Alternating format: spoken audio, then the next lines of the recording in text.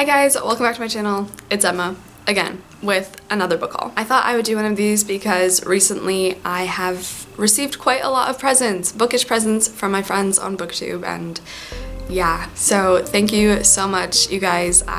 Thank you. And I've also recently acquired a lot of other books for school or just thrift store shops that I've taken. So those are all going to be included in here as well. But let's just get started because once again, there are a lot of books. This first book was actually gifted to me from my beautiful friend Lucy over at Crescent Pages. Everyone's links will be down below and stuff. You guys should go check them out because you're all just, oh my gosh, you're the sweetest. BookTube has like the nicest people I've ever met on it, and it's so remarkable. So for Christmas, Lucy actually gave me The City of Brass by S.A. Chakraborty. I have been wanting to read this book for so long. I think Lucy gave it like 5 stars or something, and everyone else who I've talked to has read this has said it's utterly amazing. So I know this was one of the Myth Take books of the month, and I was so sad that I couldn't read it. So now I finally have it, and I'm so excited to get into it. I know that we are following this girl named Nari who lives in, I believe, 18th century Cairo. Yes, and she kind of cons people into believing that she's working magic for them and making them pay her like exorbitant prices for it, but she doesn't actually believe in magic herself until one day she accidentally summons a Jinn warrior. And as you can imagine, a whole bunch of trouble stems from there. I feel like this was one of the kind of most popular series of last year. I know Kingdom of Copper, everyone has said it's like maybe even better than the first one, so I'm really looking forward to getting into this. It's quite long and I enjoy lengthy books, so thank you so much once again, Lucy. Thank you so much. I love it. I'm so happy. I don't think you can tell as well, but like the words have little gold kind of flecks in them. I also just want to say I think I'm getting sick, so if my voice sounds a little bit more disgusting than usual, that would be why. This next book comes from Mary.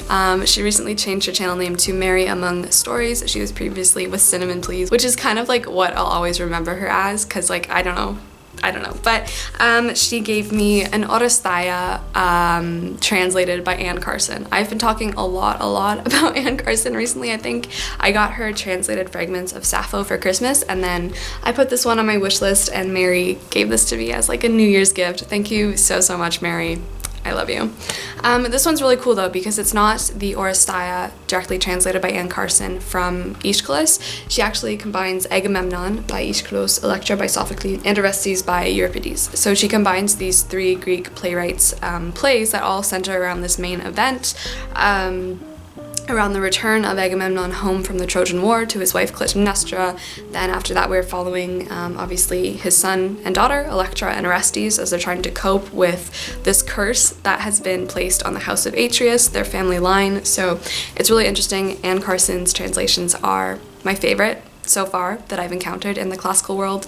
She's also like my favorite classicist, I feel like, so far, so that's really cool, and I'm really excited to get into this one. These next 2 books are actually from Carolyn over at Carolyn Mary Reads. You wonderful, lovely person. Thank you. She gave me 2 books for Christmas, and it's really funny too because she has these 2 books on her shelves, so I think we're gonna buddy read both of them, or hopefully that will end up happening at some point. I know this first one currently has a buddy read hesitant plan going with Mary, Carolyn, Charlotte, and I, but the book is The Silence of the Girls by Pat Barker. This is one of my favorite categories of books, which is obviously a mythology retelling. The Silence of the Girls does, as it looks, focus on the women who were in the Iliad and who basically were just written off as women, and that's it, and they don't really get a story or a voice or anything, but Pat Barker actually gives them that. She kind of infiltrates the little mini scenes in the Iliad where they appear, and she makes it and stretches it into a whole book. So we're following people like Briseis, who was the bed slave of Achilles, who was taken, and then obviously also taken from Achilles by Agamemnon. I don't know how much Helen might feature in here, but I know that obviously we're gonna meet and be introduced to other women too, which is really cool. So that is The Silence of the Girls. She also gave me another book, which if you watched our Dark Academia tag, this fits quite well with that, and I'm just still so excited that we did that tag. It's not up yet at the time that I'm filming this, this, but I'm really, really excited to see what you guys will think of it. So anyway, the book is If We Were Villains by M.L. Rio, which is a dark academia. This one actually though centers around dark academia involving Shakespeare, which is really, really cool. We both love Shakespeare a lot. We've gotten into him very recently, so that's really cool. But we're following a group of people who are all studying at this kind of classical observatory where they put on Shakespeare plays, but each time they put on the plays, they actually assume the same kind of roles over and over again for each play. So for example, the same person always plays the villain or the hero or the temptress or the fool and everything like that. But the mystery kind of kicks off during one of their opening nights where someone is actually murdered on stage in the play, where obviously they're not really supposed to have gotten murdered, but they do.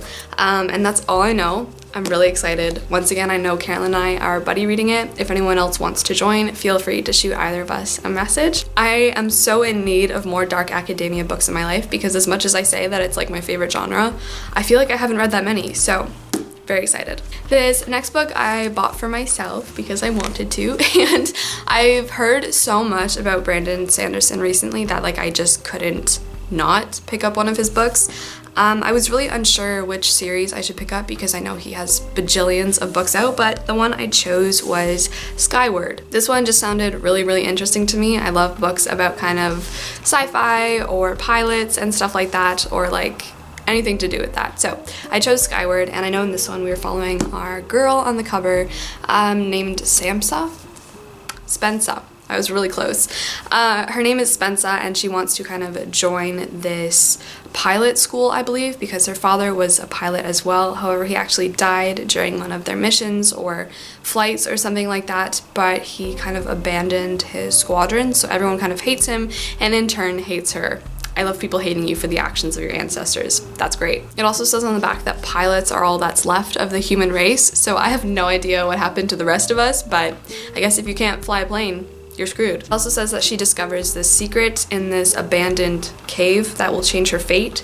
So I don't really know what's in the cave, but I'm very, very intrigued. Everyone who I've met seems to enjoy Brandon Sanderson and they all rave about him, so I decided to pick up Skyward. This next poet is someone who I really raved on and on about in the tag, but I'm going to do so again very briefly, so excuse me.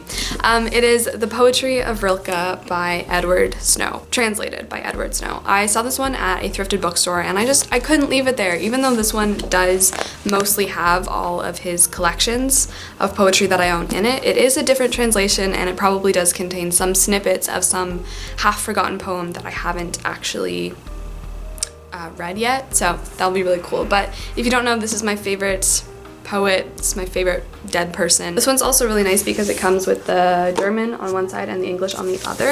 I have said before, I really, really want to learn German so badly. It's my #1 priority language to learn, so yeah. This one also contains some of his diaries and some of his letters and correspondences to other people, so that'll be really interesting as well. But I'm just so excited that I found this at the thrift store. I'm in love. This next book is a sequel to this YA that I started last year and I thought was really entertaining, so when I saw this at the thrift store I had to pick it up as well. But it is Traitor to the Throne by Alwyn Hamilton, which is the second in the Rebel of the Sand series. In this one we're following this girl named Amani, and she has just escaped in the first book from her desolate desert kind of wasteland town on the back of a horse with this man named Jin, who is kind of this gunslinger man. In this one they've actually teamed up with the resistance to bring down the evil sultan in this quasi kind of western meets 1000 Nights world. It was really fast-paced, really entertaining. The fight scenes were also really well-paced and entertaining, and more than that, I just want to find out what happens. Recently, a lot of YA books I've been reading have really, really been letting me down, so I'm hoping this one will be a bit better. This next book I bought, and it's kind of silly because it is the 4th in a series, and it's a series that I haven't even started. However, she was a hardback, she was a very long book, and I have now ordered the first book in the series, so I'm hoping that I will enjoy it. It is also by an author that I've never read, which is crazy because she's like BookTube's queen, apparently. But it is Queen of Shadows by Sarah J. Maas. I believe this is the 4th one in a Throne of Glass series, correct me if I'm wrong, but she is huge, she's beautiful. It looks like no one's even read this, and this was like $3. I will admit, I know nothing about this series. I know Throne of Glass follows an assassin girl. I've recently been watching a lot of Becca's vlogs and Ashley's vlogs over at Becca and the Books and Frolic Through Fiction, and they recently read Sarah J Maas's new release, Crescent City, and it just made me want to pick up some work of Sarah J Maas's that I could get my hand on as soon as possible. So I got Queen of Shadows. I have now ordered Throne of Glass, so we will see what I think. This next book I picked up because I did start the show a few months ago, and to be honest, I'm still on like season 1 episode 4 or something. However, Carolyn has also been really yelling at me to read this book, so I decided I would pick it up, and that book is Outlander by Diana Gabaldon. I feel like this has been such a famous thing, but like I never really even knew what it was. In this guy, the year is 1945. We're following this girl named Claire Randall. She is going on this honeymoon or kind of romantic getaway with her husband to Scotland. While she's in Scotland, she accidentally touches one of those weird summoning circle rock formation things. And she's transported into the past in the year of our Lord, 1743. That sounds honestly pretty good to me, aside from disease and no healthcare. I would probably stay there. But obviously she is kind of seen as an outlander, someone who doesn't belong. She is taken to this manor. She falls in love with this dude. Carolyn has warned me that it is just full of sex and violence, which like I don't really have a problem with, so I'm really excited to see what I think of this. I know this series is very long as well, so I'm hoping I really enjoy it. This next one I picked up is a classic, which is also fun because we've really been getting into Russian books, and yeah, so I saw this at the thrift store and I decided to pick him up, but it is The Idiot by Fyodor Dostoevsky. I don't really know what this one is about. I know we're following this man, I think his last name is Mishkin. He's kind of known as The Idiot because he has just been released from a sanatorium and he goes to stay at someone's house, and I think he sees this picture of this girl, what is her name? Nastasia, and he like falls in love with her. I think it's a love triangle kind of deal. I don't know. But it is Dostoevsky, and I recently finished Crime and Punishment, so it'll be interesting to see what his other works are like. And this might at some point feature in an upcoming series, so keep your eye out for that. But I think I'm allowed to say that. That's The Idiot. It is me. I'm the idiot. This next one is a very old YA that I think maybe has graced BookTube for a while. It's quite a popular series, I think, but again, this author I always find is very hit or miss, but it is The Raven Boys by Maggie Stiefvater. Yeah, I feel like I have really good experiences with her books and then really bad ones. Probably my favorite of hers is The Scorpio Races, but I recently tried to read All the Crooked Saints or something. It was so bad, I had to DNF it. But The Raven Boys is, I don't know if it'll be any better. I know we're following this girl named Gansey, and her mother is a clairvoyant, and Gansey herself, no, her name's Blue. I'm so sorry. Gansey is the dude. Blue doesn't see all the ghosts until one year she does, and this boy named Gansey and his squad of Raven Boys comes out of the fog, talks to her, but she's really scared because there's this prophecy that she will actually cause the death of her true love. So yeah, that's all I know about it. Some friends from home of mine have warned me that it's really not superb, but I did just want to give it a try and see, so let me know. Alright, those are finally all the books I'm gonna talk about in this haul. I can feel my throat like closing in, but I know there will probably be like a part 2 pretty soon because I have once again acquired even more books for school and such. So, but as always, thank you so much for watching. Thank you for being here. Thank you to everyone who gave me books. It is so appreciated. My heart is so full, and you guys are just insane. You guys are the best. So, thank you. But I will see you in my next video. Ciao.